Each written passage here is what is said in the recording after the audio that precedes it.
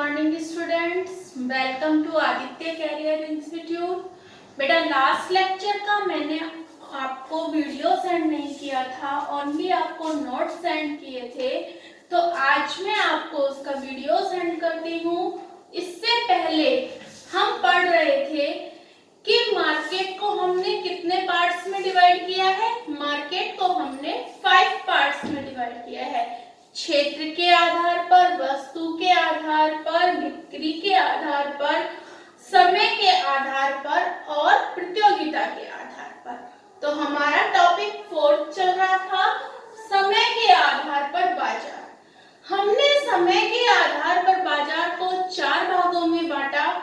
अति अल्पकालीन बाजार, अल्पकालीन बाजार, अति दीर्घकालीन बाजार और दीर्घकालीन बाजार। तो हम एक बार फिर अति अल्पकालीन बाजार को डिस्कस करते हैं। अति अल्पकालीन बाजार क्या होता है? अति अल्पकालीन बाजार जिसमें समय अवधि बहुत कम होती है, मीन्स वस्तु की पूर्ति एकदम कांस्टेंट रहती है, उसमें कोई परिवर्तन नहीं किया जाता है। वस्तु की पूर्ति में ना तो कमी की जा सकती है ना वृद्धि की जा सकती है। सिर्फ कीमत के आधार पर वस्तु की मांग में परिवर्तन होता है, उसे हम क्या कहते हैं? अति अल्पकालीन बाजार कहते हैं। अति अल्पकालीन बाजार में किससे रिलेटेड आता है? जो शीघ्र नष्ट होने वाली वस्तुएं होती हैं, उनसे रिलेटेड जो बाजार होता है वो अति अल्पकालीन बाजार कहलाता है। जैसे फल, सब्जी, मछली, मांस, अंडे, ये सारी चीजें क्या है? जल्दी खराब होने वाली हैं। तो इनसे रिलेटेड जो मार्केट आता है उसे हम क्या कहते हैं? अल्पकालीन, अति अल्पकालीन बाजार कहते हैं। तो इसका जो डायग्राम बनाया था हमने, उस डायग्राम को हम एक बार फिर देखते हैं। यहाँ पर हम OY अक्ष पर कीमत को, OX अक्ष पर वस्तु की मात्रा को शो करते हैं। SQ हमारा क्या है? सप्लाई कर्व है। हमने बोला था कि अति अल्पकालीन बाजार में जो पूर्ति होती है वो क्या रहती है? बिल्कुल हमारी क्या रहती है? कांस्टेंट रहती है, मींस पूर्ति में कोई परिवर्तन नहीं होता है। तो हमने देखा कि हमारी पूर्ति में कोई परिवर्तन नहीं हो रहा है, सिर्फ वस्तु की कीमत के आधार पर वस्तु की मांग में परिवर्तन होता है। तो जब हमारी प्राइस ओपी होती है तो हमारी डिमांड क्या होती है? डीडी होती है, और हमारा सामने किस पर होता है? ई बिंदु पर होता है।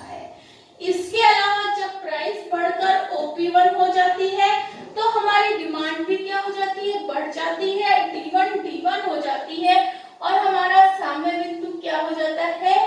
E1 हो जाता है। और इसी तरह से जब प्राइस घटती है हमारी, तो डिमांड भी हमारी घट जाती है, और ये क्या हो जाता है? हमारा साम्य बिंदु हमारा क्या हो जाता है? E2 हो जाता है। तो अति अल्पकालीन बाजार में वस्तु की पूर्ति क्या रहती है? स्थिर रहती है, और वस्तु की मांग ही कीमत को प्रभावित करती है। मीन्स वस्तु की कीमत, मांग कम होती है तो क्या होती है? कीमत भी कम हो जाती है। मांग अधिक होती है तो वस्तु की कीमत भी अधिक हो जाती है। पहले आपके दिमाग में क्वेश्चन आ रहा होगा कि मैम ने तो पहले बताया था हमें लॉ ऑफ डिमांड में कि कीमत बढ़ती है तो मांग घट जाती है, मांग घटती है तो कीमत बढ़ जाती है। लेकिन यहाँ क्या है कि अगर हमारी मांग कम होती है, किसी वस्तु की मांग कम है, तो हमने क्या कहा कि शीघ्र नाशवान वस्तुओं से रिलेटेड मार्केट होता है ये। तो जब वस्तु की मांग कम हो रही है तो क्या होगी? उसकी हम कीमत भी कम कर देंगे। सपोज कीजिए सब्जी मंडी है, हम उसमें कोई भी सब्जी लेने गए हैं, उसकी डिमांड हमारी बहुत कम है और हमारे पास उसकी क्वांटिटी भी है, लेकिन डिमांड कम है, वो वस्तु हमारी सेल ही नहीं हो रही है। तो क्या करेगा एक प्रोड्यूसर, सेलर क्या करेगा? उसकी कीमत को भी कम कर देगा ताकि वो वस्तु सेल होने लग जाए। तो मांग कम होगी तो वस्तु की कीमत भी कम होगी, और अगर किसी वस्तु की मांग ज्यादा होती है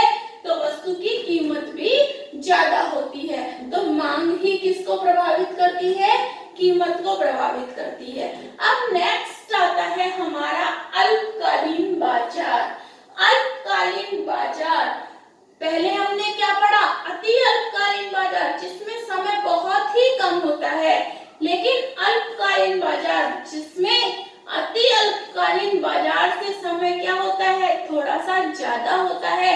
मीन्स वस्तु की पूर्ति स्थिर तो होती है, लेकिन उसमें परिवर्तनशील साधनों में परिवर्तन होता है, स्थिर साधनों में परिवर्तन नहीं होता है।